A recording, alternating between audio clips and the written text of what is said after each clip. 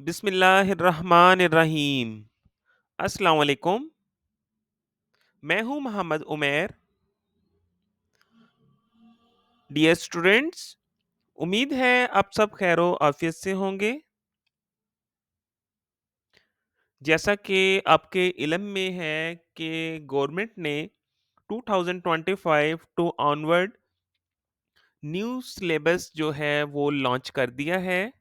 आज हम नई किताब फिजिक्स की, जिसका बाब नंबर 1 है, फिजिकल क्वांटिटीज एंड मेजरमेंट्स, उसके टॉपिक 1.7 की तरफ बढ़ेंगे, जिसका उन्वान है टाइम मेजरिंग इंस्ट्रूमेंट्स।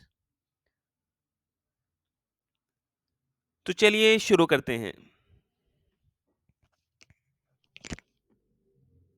टॉपिक का बाकायदा आगाज करने से पहले आपको बताता चलूं कि आज की इस वीडियो में हम क्या-क्या चीजें सीखेंगे।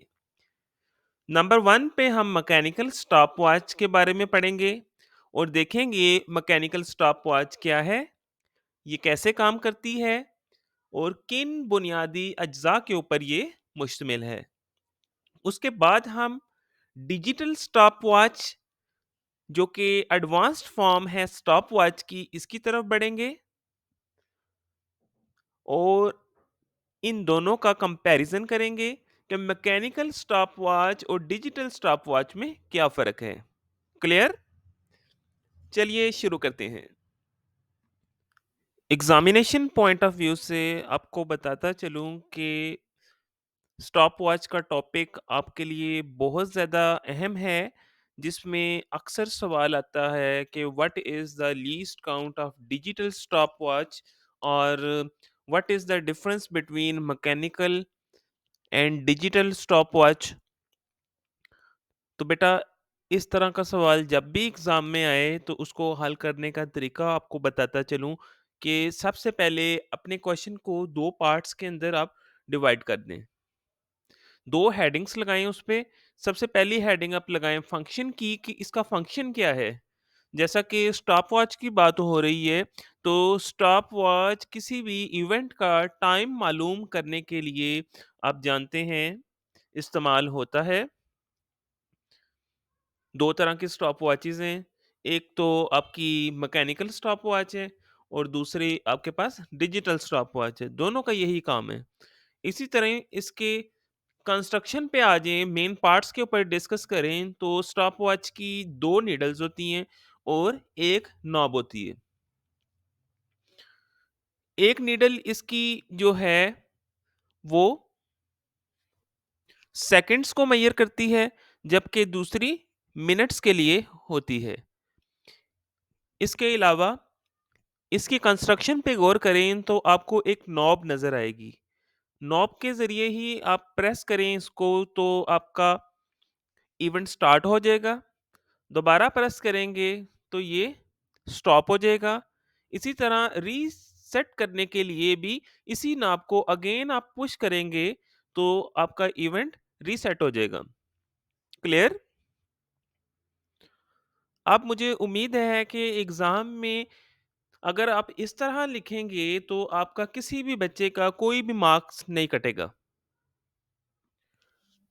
डेफिनेशन की तरफ आएँ तो स्टॉपवॉच, जैसा कि बताया गया है, the duration of an event is measured by using stopwatch. Stopwatch की मदद से आप किसी भी इवेंट का ड्यूरेशन देख सकते हैं। जैसा कि राइट साइड पे अगर आप फोकस करें तो आप स्प्लिट स्क्रीन में 2 स्क्रीन्स आपको दिखाई देंगी, जिसमें पहले में आपको एक बच्चा दौड़ता हुआ दिखाई दे रहा है। तो आप इसका दौड़ने का ड्यूरेशन स्टॉपवॉच की मदद से एक्यूरेटली मेजर कर सकते हैं। इसी तरह दूसरी स्क्रीन में एक स्टूडेंट जो है वो पुशअप्स करता दिखाई दे रहा है।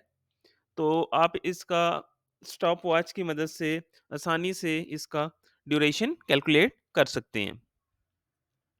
लीस्ट काउंट की बात करें तो जो हमारे पास मैकेनिकल स्टॉपवॉच है, ये 1 सेकंड का 10वां हिस्सा मेजर कर सकती है और इसका लीस्ट काउंट बनता है 0.1 सेकंड्स।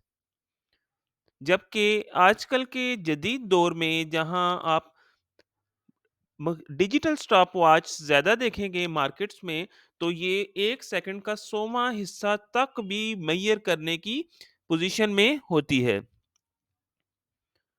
मैकेनिकल स्टॉपवॉच की कंस्ट्रक्शन पे अगर आप गौर करें तो इसके ऊपर हमारे पास 2 नीडल्स अवेलेबल हैं। एक नीडल जो है वो आपके टाइम को सेकंड्स में मेज़र करती है, जबकि दूसरी जो है वो मिनट्स में आपके टाइम को मेज़र करेगी।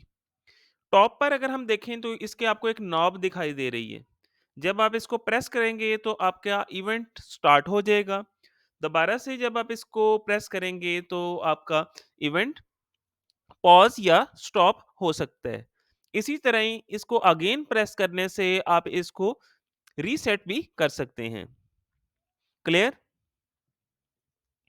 तो बेटा ये था आज का हमारा टॉपिक। इसी तरह की मज़ीद इंटरेस्टिंग वीडियोज़ देखने के लिए चैनल को लाइक और सब्सक्राइब करना मत भूलिएगा। शुक्रिया, जज़ाकल्लाह, अल्लाह हाफ़िज़।